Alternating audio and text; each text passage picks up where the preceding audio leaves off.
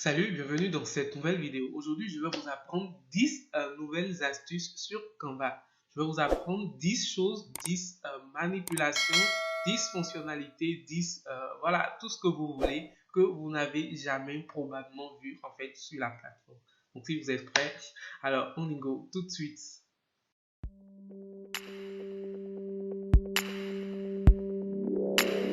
Alors, la première astuce que je m'en vais vous montrer tout de suite, c'est la possibilité d'utiliser en fait les plateformes comme Pezzle et Pixabay directement dans l'application Canva. C'est-à-dire que si vous êtes en version free, vous êtes en version gratuite, sur Canva, vous n'avez pas forcément accès à de belles images en fait sur la plateforme. La plupart des images que vous verrez ici sont des images payantes, donc quelque part vous avez forcément besoin de sortir carrément de la plateforme, d'aller sur internet, sur cette plateforme là pour pouvoir télécharger en fait une image et venir l'utiliser ici. Désormais vous avez la possibilité en fait d'utiliser directement ces deux plateformes, donc Pezzle et Pixabay, directement dans Canva. Pour ce faire, vous allez au niveau de votre barre de ressources ici, vous allez défiler tout en bas et cliquer sur le bouton plus. Là, vous verrez en fait quelques applications intégrées directement à Canva qui vous sont proposées et que vous pouvez probablement utiliser en fait pour accomplir des tâches ou des missions très spécifiques en fait ici sur Canva. Donc ici, on va voir dans la barre ici et vous pouvez voir que on a ici Pezzle, on a également Pixabay. Ces deux plateformes sont des plateformes d'images gratuites en ligne que vous pouvez utiliser facilement dans Canva. Donc on va essayer de cliquer tout de suite sur Pezzle par exemple pour voir qu'est-ce que ça nous donne. Vous voyez que ça nous ouvre en fait une bibliothèque d'images et vous pouvez rechercher l'image que vous voulez, une image qui correspond un peu vraiment à ce que vous recherchez. Ensuite, si je reviens dans l'onglet plus ici et je clique sur Pixabay, vous verrez que on a également un truc du genre, voilà, un peu qu'est-ce que ça donne, une autre bibliothèque en fait d'images que vous pouvez utiliser facilement ici sur Canva. Donc pour utiliser une de ces deux applications par exemple, il suffit juste de cliquer dans la barre de rechercher l'expression ou le type d'image que vous recherchez. Donc ici moi je vais mettre café tout simplement, café matinal, et voir quelles sont voilà les images que la plateforme me propose. Donc voilà à peu près quelques images que la plateforme me propose et moi j'ai bien envie de mettre une image comme celle-là. Voilà un truc un peu comme ça. Je vais le redimensionner tout de suite. Voilà. Et je peux l'envoyer peut-être tout en arrière-plan. Et voilà, je viens de trouver une très belle image gratuite bien sûr à mon design et tout ça en quelques secondes, en quelques minutes et rapidement. Donc voilà la première astuce en fait de cette vidéo. La deuxième astuce que je m'en vais vous montrer tout de suite ici, c'est la possibilité de pouvoir vraiment sélectionner l'élément en arrière-plan de votre création. C'est-à-dire que là, tout de suite, quand vous avez plusieurs éléments, vous voyez, les éléments alignés les uns sur les autres, et que vous voulez par exemple, voilà, sélectionner l'élément en arrière-plan, ça pose vraiment souvent de soucis en fait pour pouvoir les sélectionner. J'imagine que par exemple, on a l'image qui est exactement comme ça, et que vous voulez sélectionner juste l'effet en arrière-plan. Il va falloir forcément que vous trouviez quelque part où vous avez uniquement accès à cet élément-là pour pouvoir le faire. Mais désormais, vous pouvez cliquer sur votre élément en premier plan. Vous faites un appui long sur la touche contrôle en fait de votre clavier. Vous cliquez sur l'élément en premier, vous cliquez sur l'élément en deuxième.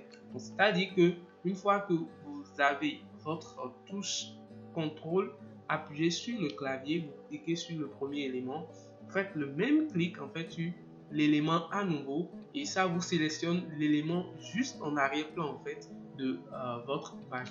Je vais reprendre un peu la manipulation pour que vous puissiez mieux comprendre de quoi je parle. Vous voyez ici tout de suite, on a deux éléments. On a la photo qui est juste en haut comme ça et on a juste en dessous, voilà, un cadre d'effet, ça, le cadre d'effet blanc. Et à ce niveau, on n'a aucune voilà, différenciation entre les deux pour pouvoir sélectionner un à un. Donc, ce que vous pouvez faire dans ce cas, c'est vraiment de sélectionner, de faire un clic sur la touche contrôle de votre clavier et cliquez sur le premier élément, donc l'élément qui est en premier plan. Ensuite, vous gardez votre touche contrôle appuyée et vous cliquez à nouveau sur l'élément et cette fois-ci, au lieu que ça sélectionne à chaque fois en fait l'élément en premier plan, ça sélectionne l'élément qui suit juste, qui est juste en arrière-plan. Et quand vous faites, vous continuez exactement encore le clic comme ça, ça vous sélectionne l'élément qui suit dans le cheminement, dans la logique, mais qui est vraiment en arrière-plan. Et vous le faites, ça revient également sur le premier plan. Donc là, tout de suite, je ne bouge pas en fait ma souris, j'essaie juste de faire un clic et à chaque fois quand je clique, je sélectionne chacun de ces éléments juste parce que j'ai ma touche contrôle qui est bien sûr activée. Donc ça, c'est vraiment une astuce qui arrange la vie. Vous ne saurez pas forcément son utilité sans que vous ne soyez vraiment en train de travailler sur un design assez complexe où vous avez des éléments agencés ici par là et que vous voulez peut-être sélectionner un élément pour ajuster. Là, c'est vraiment à ce moment que vous comprenez vraiment l'importance de cette astuce. Donc, l'astuce vous permet de sélectionner l'élément en arrière-plan facilement juste en maintenant votre touche contrôle activée et en cliquant sur l'élément en premier plan, puis en faisant un autre clic pour sélectionner l'élément juste en arrière-plan. Et ça, c'est la deuxième astuce de notre vidéo. Troisième astuce que je m'en vais vous montrer ici, c'est la possibilité d'utiliser en fait les grilles et les frames en fait dans Canva. Vous voyez tout de suite ça par exemple, c'est un frame pour ne pas dire un cadre. C'est une forme en fait d'élément dans Canva qui vous permet ou qui vous donne la possibilité de donner en fait un certain nombre de mises en forme à vos images. Vous voyez là tout de suite on a un cadre en forme de cercle dentelé. Et pour par exemple avoir une image qui va respecter un peu le contour, il suffit juste d'aller au niveau de photo et de cliquer juste une image en fait dans ça et vous voyez qu'on a vraiment une forme dentelée en fait autour de notre image alors que l'image à la base est une image en forme vraiment rectangulaire. Donc vous voyez un peu qu'est-ce que ça donne. Alors si vous voulez faire un truc du genre vous-même, vous allez dans éléments, vous essayez en fait de voir dans les propositions ici. Vous défilez jusqu'en bas, vous verrez en fait la rubrique cadre ici, donc afficher tout. Et là, vous pouvez voir différents types de cadres que vous pouvez utiliser. On a même des cadres en fait pour faire des éléments spécifiques comme des ordinateurs. Et là, vous cliquez sur l'ordinateur, vous allez au niveau de photo, vous glissez, déposez juste en fait votre élément dans l'ordinateur. Et voilà par exemple un ordinateur qui intègre notre photo. Donc, vous avez plusieurs types d'éléments, vous avez plusieurs types de cadres ici que vous pouvez utiliser pour voilà, donner des formes un peu modulables, des formes vraiment spécifiques à vos images ici sur Canva. Et ça peut être vraiment un sauveur de vie. Donc voilà un peu comment vous pouvez utiliser les cadres. Ensuite, vous avez la possibilité d'utiliser en fait les grilles. Les grilles sont un peu comme les cadres, mais cette fois-ci un peu qui vous donne des séparations en fait d'images. Donc vous avez des grilles de 2 colonnes, des grilles de 2 lignes, des grilles de 3, 4 colonnes. Vous en avez plein et selon ce que vous voulez vraiment accomplir ou selon vraiment vos besoins, c'est à vous de décider. Cliquez juste sur une grille et une fois que la grille est sélectionnée, vous pouvez y mettre plusieurs images. Donc une image ici, une autre juste en arrière-plan. Je vais juste vider un peu ceci pour qu'on puisse mieux voir qu'est-ce qu'on a. Donc vous voyez, on a une grille juste là et on a ça, on a ça, on a ça et on a une dernière partie où on peut ajouter une image. Donc plus rapidement, la différence entre voilà un cadre et une grille, c'est vraiment que le cadre vous permet vraiment de donner une forme à une seule photo ou à une seule image, alors que les grilles vous permettent vraiment de donner des formes à plusieurs photos, à plusieurs images comme vous le souhaitez. Et ça, c'est notre troisième astuce de la vidéo. Quatrième astuce ici, c'est vraiment vous montrer quelques raccourcis qui peuvent vraiment vous aider à aller un peu plus rapidement. Donc, quelques petits raccourcis pour vraiment faire les choses un peu plus rapidement.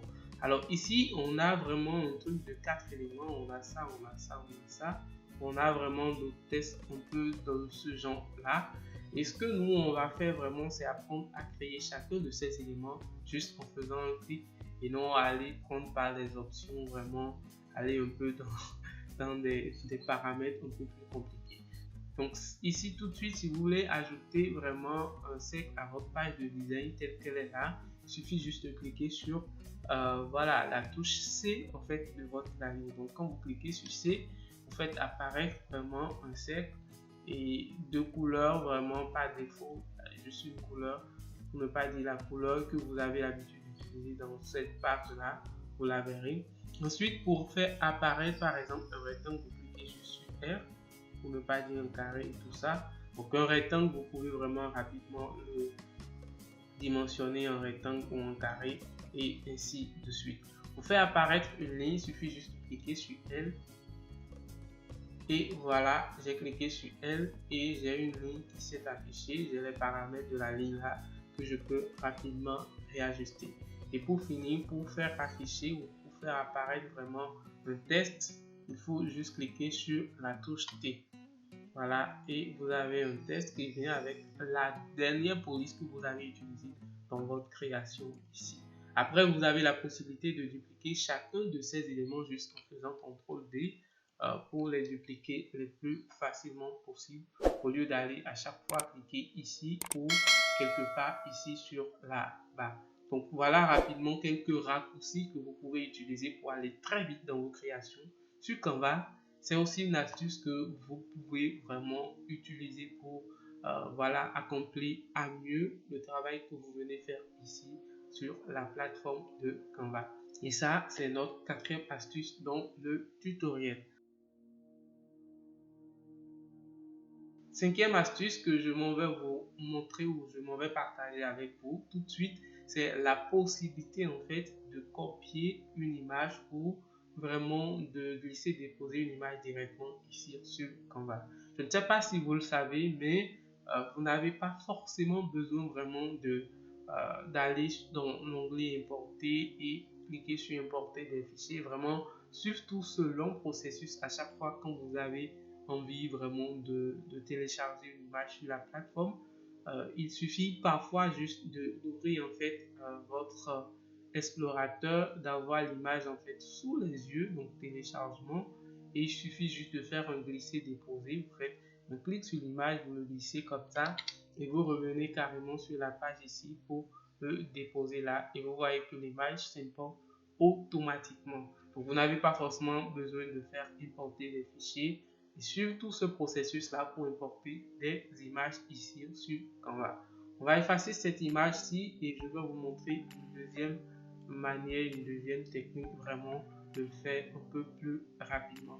Alors, si vous travaillez un peu avec le web et que vous avez une image que vous retrouvez peut-être sur Google, donc je vais rechercher peut-être Africa.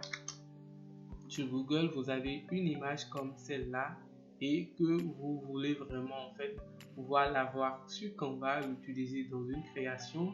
Vous n'avez pas forcément besoin de télécharger l'image à la base, donc vous faites enregistrer l'image et tout ça, vous n'avez pas besoin de ça. Vous faites juste comme ça, vous faites copier l'image et vous venez ici sur Canva et déjà sur Canva ici, vous allez faire coller et l'image sera automatiquement importée ici sur Canva sans que vous n'ayez vraiment à télécharger l'image d'abord et à aller à chaque fois dans l'explorateur en fait de l'ordinateur pour l'importer. Ça aussi, ça peut être vraiment un arrangeur de vie pour vous. Sixième astuce que je m'en vais rapidement vous montrer, c'est la possibilité en fait de grouper, de développer vos éléments et le plus facilement possible. Vous voyez tout de suite ces deux éléments sont groupés. C'est pourquoi vous voyez que j'ai pu sélectionner un, mais le second est également sélectionné. Donc je ne peux que bouger les deux ensemble. Donc toutes les fois que je vais essayer de déplacer un élément ici, je ne peux que déplacer vraiment les deux éléments ensemble. Et ça, c'est une technique vraiment pour pouvoir lier ou mettre ensemble des éléments qui sont logiquement vraiment appelés à rester ensemble dans toute la création, quels que soient les mouvements que vous ferez. Et ça, vous avez la possibilité également de le faire avec un raccourci. Donc, Pour le faire, il suffit juste en fait de cliquer sur l'élément. Là, tout de suite, l'élément est déjà groupé. Pour le dégrouper, vous faites CTRL SHIFT G et l'élément est dégroupé. Donc là, je peux sélectionner chaque élément et déplacer voilà, différemment. Comme vous pouvez le voir, je déplace la ligne elle seule et je déplace en fait le test lui seul. Donc voilà un peu comment ça fonctionne. Ensuite, pour regrouper ces éléments là, vous les sélectionnez les deux. Ensuite, vous faites CTRL G. Donc CTRL G pour grouper et CTRL SHIFT G pour dégrouper. Et ça peut être également un arrangeur de vie. Alors, septième astuce qu'on va voir rapidement ici sur Canva, c'est la possibilité en fait de déplacer vos éléments un peu plus vite et avec un peu plus de précision. C'est-à-dire que à la base, pour déplacer un élément de là pour l'euro par exemple, il suffit juste en fait de cliquer sur l'élément et de le glisser vers en fait l'endroit où on pourrait en fait le déplacer.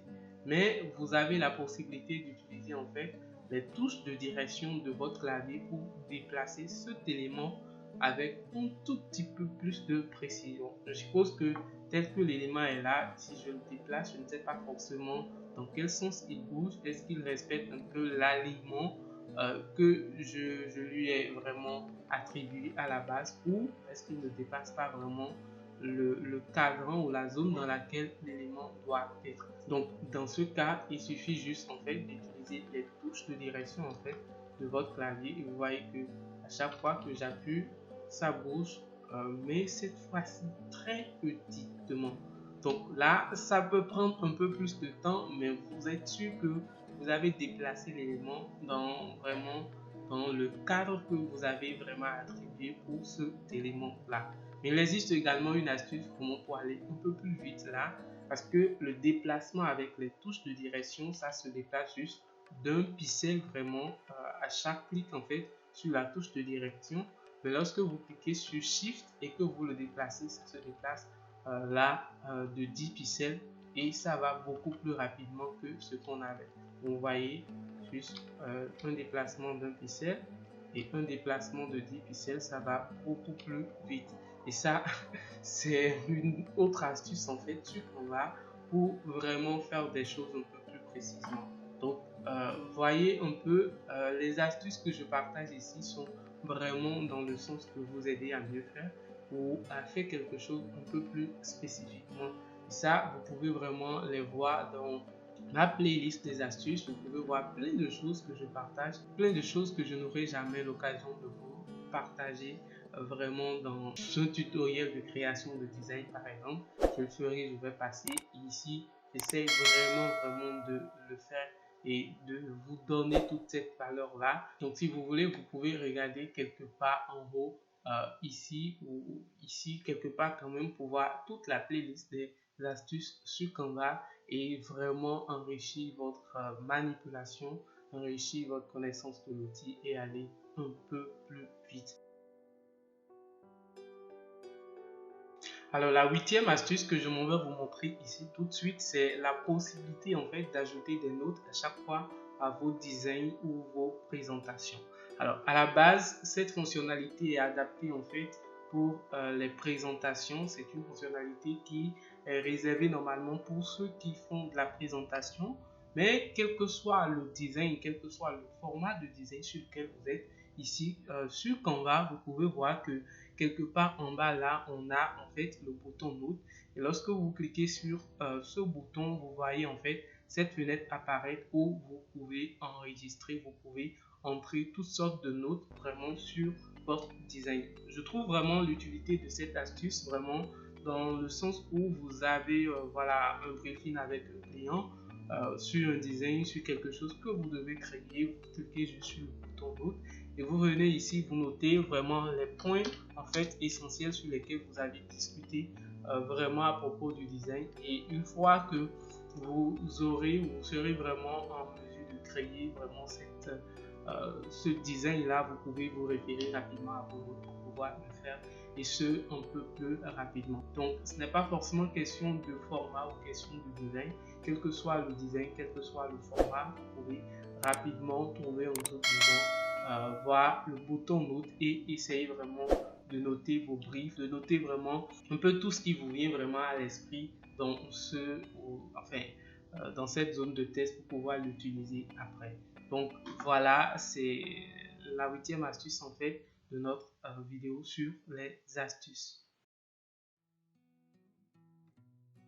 Alors, la 9e astuce, elle est un tout petit peu particulière. Je ne sais pas si vous le savez, mais il y a possibilité en fait d'avoir en fait des images déjà, voilà, détourées, des images sans arrière-plan comme notre jeune papa, comme vous le voyez là. Vous avez la possibilité d'avoir des éléments sans arrière-plan comme ça dans la bibliothèque de photos de Canva.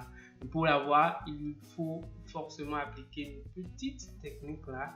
Et c'est vraiment ça que je vais vous montrer. Alors, pour bénéficier de de ces éléments, il faut forcément être en pro. Donc, si vous n'avez pas encore la version pro de Canva, je vous invite à l'avoir aujourd'hui. Vous pouvez le tester 45 jours gratuitement. Et si à la fin de ces 45 jours, vous n'êtes toujours pas satisfait, vous pouvez toutefois en fait résilier votre contrat et revenir à votre version free. Donc, vous pouvez le voir sur le lien qui s'affiche là ou que vous voyez juste là en dessous de moi dans la description. Donc tout de suite, pour voir vraiment des images comme celle-là ici, il suffit juste de rechercher déjà l'image, voilà le type d'image que vous recherchez. Donc ici, nous on va mettre African Mom ou African Time, quelque chose du genre, je sais pas, African Children.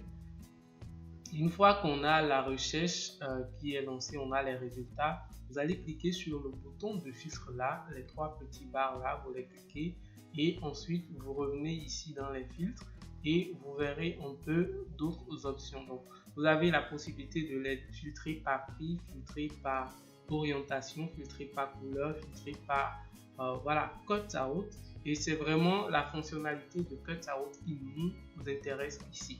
Cut out, c'est vraiment voilà, cut out, donc couper et sortir de son contexte. Voilà, donc vous cliquez sur cut out et vous faites appliquer les filtres et vous verrez plein d'éléments vraiment allant dans le sens de ce que vous avez recherché et qui sont déjà détourés, qui sont sans background. Vous voyez que notre joli bébé ici, il est sans arrière-plan et on a pas mal d'éléments comme ça qu'on peut utiliser totalement gratuitement tant que vous êtes en Canva Pro, bien sûr, sur Canva. Donc voilà notre 9e astuce de la vidéo. Et la toute dernière astuce en fait de cette vidéo sur les astuces Canva, c'est vraiment de pouvoir télécharger, d'importer et exporter en fait des fichiers SVG en fait sur la plateforme.